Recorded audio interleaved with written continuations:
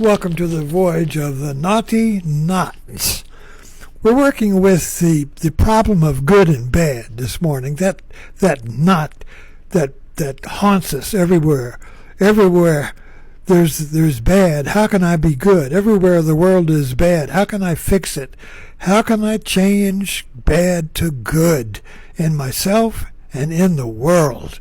That is the problem, and the problem is the American dream. The American dream is a commandment to be the best you can. Be good. Be a winner. Follow your dreams. Be unique. That's the American dream. Be unique. Be different in any way you can. Most of the way we are different is through fashion. I buy new fashions that are different, but not too different, because then you're weird. So there's just an inch that divides being good and being unique and weird, you see. So you want to find that sweet spot where you buy the fashion that looks unique and special and puts you in front before it becomes part of the herd, before it becomes something in Target. So if you have money, you see, you can buy that unique look in the expensive shops before it becomes copied and put on the rack. And so anyway, my point is that the drive to be unique, the drive to be special, the drive to be famous, wealthy, worthy, is the American drive, and it is both creative and destructive. We think it's just good. We think it's just creative. But everything is creative. Every creation is destructive. Every destruction is creative. We don't see the world that way. We see the world in either or. Either it's good or it's bad. Either it's unique or it's boring. Either it's special or it's not special. We see the world through these binary eyes. This eye sees good, and this eye sees bad. And there's space between, you see. I know this because I have a wall eye. When I look at you, you see, I see you with this eye, and I see another you with this eye. So which is the real you? Well, I choose to let this eye be dominant. Otherwise, I couldn't pick up the phone. I would see two phones. So I let this eye become dormant, and this eye tells me what. Oops, I shouldn't have done that. This eye tells me what the real thing is. You see, and that's what our mind does. So our minds, the American mind, particularly, started in the West, Western mind, European mind, with the birth of the modern age and science and all that in the 17th century. But I want to stay with what is right now, and our metaphors, our working metaphors. So this is a good working metaphor. The lazy eye. When we see a binary reality, a good and a bad, and they're both the same, we can't function in the world unless we close one eye and just see good. We just see the one we want. You go shopping. If everything looks the same, you can't shop. You have to have a discriminating mind. You have to be able to look at the products and decide which is the best one, and you choose that. So this non-discriminating mind is not a functional mind. You can't shop with it. You can't make a perfect tool because you can't tell what's good and what's bad. All the tools are the same, you see. But when both eyes are working together, like when I look to the right, you see, I don't have to choose between two phones sitting here.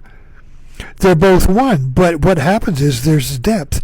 If I just look with one eye, there's no depth. I can't put two fingers together. There's no depth to reality. But if I look with both eyes, there's depth to reality, and I can put two fingers together. The Western mind just sees with one eye, and it wants to see what's useful and what's good, and anything that is not beautiful, not useful, not good, it discards. But if you see with both eyes at the same time, everything is useful and not useful. Everything is good and bad. Everything is creation and destruction. But that doesn't mean there's no good. It means that when something is both creative and destructive, both good and bad, that creates an entirely new world. A new world is born from the duality of good and bad, good and evil. But you have to transcend it. So this gets back to naughty knots. A knot is where you want to have something good, but no matter what you do, it's bad. Artists have this problem. Writers have this problem. You write something, and no matter what you do, there's errors in it. I used to show my stuff to my wife, but I stopped doing that. She's an English teacher. Whenever I'd show her my profound work, she would start seeing the mistakes. She would only see the flaws in it. She wouldn't see the profound idea. She didn't see what the words were pointing to. She just saw the words, and there was a problem with them. So I stopped doing that. But the point is, if there is a point, the knot is that the knot has two strings, and one's good and one's bad. And we try to have a knot with no bad strings. We try to have a knot with only good strings. And we can't do that because every knot has a pair of opposite strings, you see? So we can't get rid of the old knot if we try to create a knot that only has good strings, no bad strings, in order to create an entirely new knot that has never existed before, in order to see a world that has not existed before, in order to see yourself as you have never existed before, you have to see with both eyes that the good is the bad and the bad is the good. Now you have to create a new world because you can't have a good world or a bad world. You can't have a good you by eliminating the bad. You can't have a bad you by eliminating the good. That binary function doesn't work when it comes to you. Who are you? You see, you can't find yourself by getting rid of the bad parts and keeping the good. Some people get rid of the good parts and keep the bad. You break bad. I'm going to be all bad. I'll be a mafia. I'll join the mafia, you see. And that's good if you belong to the mafia.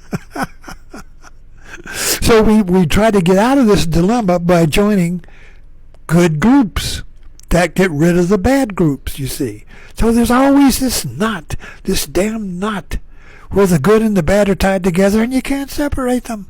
You can't separate winning from losing, losing from winning. You have to see it in a new way. You have to see there's no way out of the knot. And when you see that, you don't give up, because giving up is no good either. But suddenly you see your problem in a new way, and there is no knot. You see the string instead of the knot, and there is no knot. And that's a naughty knot. When you see the knot in a new way, the knot is still there, but it's naughty. You just bypass it. It's no longer a knot. That is our little talk for today. You see how this works? My talks here. I start with an idea, and we come up with something I didn't even think of. I like doing this because it's a discovery for me.